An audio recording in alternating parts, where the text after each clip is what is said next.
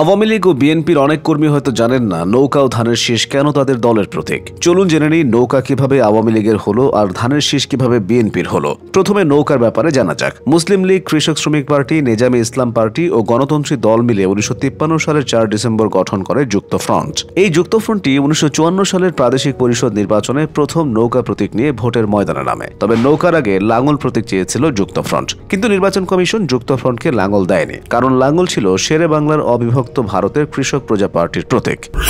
পরে নৌকাকে প্রতীক হিসেবে বেছে নেয় যুক্তফ্রন্ট। কেন বা কে নৌকা প্রতীক বেছে নিয়েছিল তা পরে আর জানা যায়নি। তবে শেখ মুজিবুর রহমানের নৌকা প্রীতির একটি ঘটনা রয়েছে। 1943 সালের গোপালগঞ্জের সাহায্য আনার জন্য মুসলিম লীগের জাতীয় নেতাদের নিয়ে নিজের এলাকায় একটা সম্মেলনের আয়োজন করেন তরুণ মুজিব। বড় বড় নৌকার বাদাম দিয়ে সম্মেলনের প্যান্ডেল করেছিলেন তিনি। পরে আওয়ামী লীগের অনেক অনুষ্ঠানের মঞ্চ সাজাতে এই নৌকার ব্যবহার করা হয়েছে। এছাড়া নৌকা বেছে নেওয়ার কারণ হিসেবে ইতিহাসবিদরা মনে করেন নৌকা ছিল পূর্ববঙ্গের প্রতীক। বাংলায় নদীপথ ছাড়া চলাচলের কোনো উপায় ছিল না। এই প্রতীকটা তাই ঐতিহ্যগতভাবে এই অঞ্চলের মানুষের মনে গাঁথা হয়ে গেছে। তখন আওয়ামী লীগের নেতৃত্বে যারা ছিলেন তারা সবাই গ্রাম থেকে এসেছেন, আর গ্রামীণ জীবনের অংশ নৌকাই। এসব কারণে হয়তো তারা নৌকাকে বেছে নিয়েছিলেন। এদিকে যুক্তফ্রন্ট ভেঙে গেলে জোটের সবচেয়ে বড় দল এবং নির্বাচনে সবচেয়ে বেশি আসন জয়ী হিসেবে নৌকা প্রতীক আওয়ামী মুসলিম লীগেরই থেকে যায়। এরপর 1957 সালে নাম থেকে মুসলিম বাদ দিয়ে জন্ম নেয় আওয়ামী লীগ এবং তারা নৌকা প্রতীকও পায়। কিন্তু নৌকা প্রতীক নিয়ে নির্বাচন করতে আওয়ামী লীগকে অপেক্ষা করতে হয় আরও 13 বছর।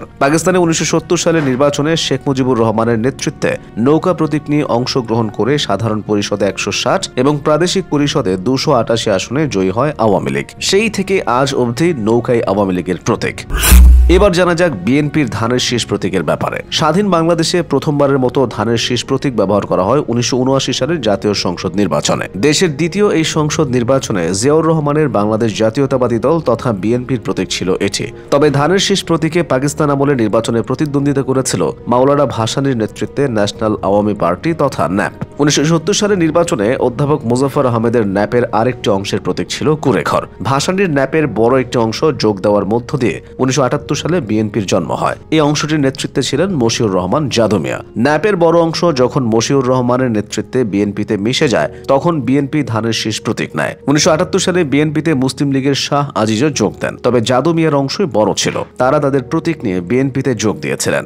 জিয়াউর রহমান যখন বিএনপির রাজনীতি পুরোদমে শুরু করেন তখন তার মনে হয়েছিল নৌকার মতো তাকেও একটি সর্বজনীন প্রতীক বেছে নিতে হবে। সেজন্য নৌকার মতো তিনি ধানের ছড়াকে বেছে নিয়েছিলেন। তবে শুধু ধান না নিয়ে ধানের শীষ নেওয়ার কারণ হলো ধানের শীষের মধ্যে একটি কাব্যিক ভাব আছে। এভাবেই বিএনপির প্রতীক হয়েছে ধানের শীষ। সেই পাকিস্তান আমল থেকে বর্তমান স্বাধীন বাংলাদেশ নৌকা এবং ধানের শীষ প্রতীক প্রধান দুই রাজনৈতিক দলের আস্থা হয়ে আছে। রাজনৈতিক দলের পরিচয় দিতে দলের নাম নেওয়া লাগে না, নৌকা এবং ধানের শীষ বললেই সবাই বোঝে নেয়।